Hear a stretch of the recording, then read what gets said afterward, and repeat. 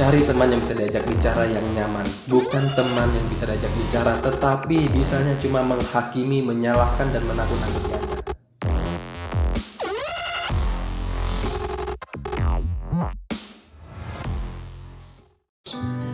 Untuk para sahabat yang mungkin pada saat ini hasil rapid testnya reaktif, atau mungkin malah terkonfirmasi COVID dengan pemeriksaan swab, atau mungkin untuk Anda yang memiliki anggota keluarga ataupun kenalan yang ternyata terkonfirmasi positif COVID,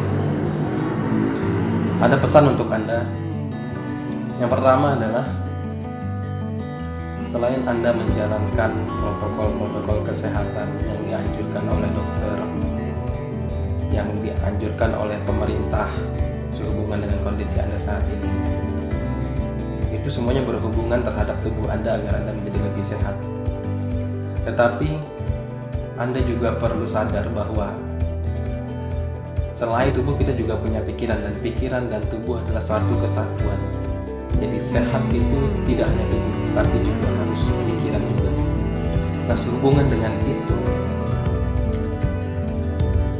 saya mendapat beberapa cerita pengalaman dari teman-teman yang ternyata positif COVID dan kemudian menjadi lebih stres, depresi, susah tidur, lemas, merasa sempoyongan, deg-degan, mudah marah, dan mudah menyalahkan orang lain. Beberapa hal tersebut berdampak kepada tubuh yang di kedokteran kita sebut sebagai psikosomatis, sehingga selain memberi dampak gejala-gejala penyakit di tubuh, tetapi juga menurunkan sistem imun. Padahal prioritas Anda pada saat ini adalah untuk menjaga sistem imun tubuh itu menjadi tetap baik.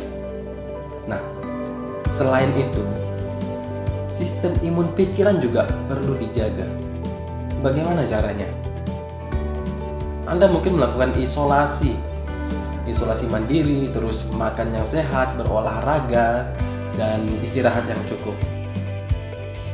Tapi semuanya itu hanya berfokus pada tubuh. Sekarang, saya ingin mengingatkan untuk Anda juga berfokus kepada pikiran Anda. Isolasi pikiran Anda. Bagaimana caranya mengisolasi pikiran? Yang pertama, batasi mendengar komen-komen ataupun omongan-omongan orang di sekitar Anda yang membuat Anda merasa tertekan, yang membuat Anda merasa bersalah, yang membuat Anda merasa ketakutan. Yang kedua, batasi cerita tentang pengalaman Anda ini yang akhirnya membuat Anda merasa sedih. Kadang ketika kita mendapat suatu musibah seperti ini, kita ingin membaginya kepada orang lain. Sebenarnya bukan untuk membuat kita merasa enak, tetapi bahkan membuat kita semakin merasa sedih. Yang ketiga, batasi menggali-gali informasi di media sosial ataupun di internet yang malah membuat semakin ketakutan, semakin khawatir. Dalam situasi ini, ketika berada di kondisi isolasi, kita mempunyai banyak waktu. Anda mungkin mempunyai banyak waktu, tetapi jangan habiskan waktu itu untuk membuat Anda semakin ketakutan dengan mencari-cari informasi, mengkorek-korek informasi yang tidak jelas, banyak hoax, banyak berita-berita yang tidak bisa dipertanggungjawabkan, yang malah membuat kita semakin stres. Tipsnya adalah batasi untuk update informasi boleh 2 kali sehari. Dalam 1 kali update cuma 5 menit aja untuk cari informasinya. Jadi isolasi pikiran dari hal-hal tersebut yang membuat kita semakin stres, depresi, ketakutan, dan cemas. Oke, selain mengisolasi pikiran, jaga kesehatan pikiran.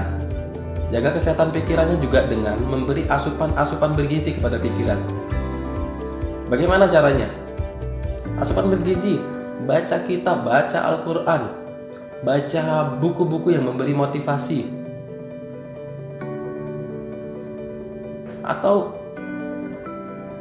sesimpel dengan mendengarkan musik, menonton film yang membuat Anda terhibur, hal-hal seperti itu, atau membuat suatu karya yang membuat Anda bahagia. Yang ketiga,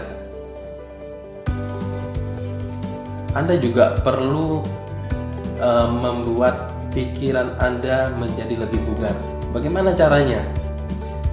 Baca buku yang menantang Anda untuk berpikir lebih kritis, mengisi teka-teki silang, asah otak, bermain game. Itu juga membuat pikiran kita bisa beraktivitas supaya lebih bugar. Yang berikutnya, yang keempat, selain tubuh kita perlu istirahat, pikiran kita juga perlu istirahat. Kita ketahui bahwa otak itu membutuhkan energi yang sangat besar, sehingga apabila otak dan pikiran kita ini kita habiskan untuk hal-hal yang tidak bermanfaat, yang membuat kita stres, malam-malam tidak tidur, malah bergulat dengan media sosial dan internet dan terus-terusan seperti itu, akan membuat sistem imun kita menjadi turun. Biarkan pikiran juga perlu istirahat. Buat dia free, buat dia tenang, buat dia santai. Yang kelima, yang terakhir, cari teman atau cari orang yang bisa Anda ajak bicara, yang membuat Anda merasa tenang, yang bisa memberi wawasan Anda, yang menenangkan hati, yang membuat perasaan menjadi damai, yang membuat hati menjadi gembira. Hal-hal tersebut bisa meningkatkan sistem imun, bisa meningkatkan serotonin dan dopamin Anda, yang artinya itu menjadi prioritas Anda untuk virus-virus tersebut cepat kenyang dari tubuh dan sistem imun terjaga dan tidak mendapat komplikasi-komplikasi yang serius. Cari teman yang bisa diajak bicara yang nyaman, bukan teman yang bisa diajak bicara tetapi bisanya cuma menghakimi, menyalahkan dan menakut-nakuti Anda.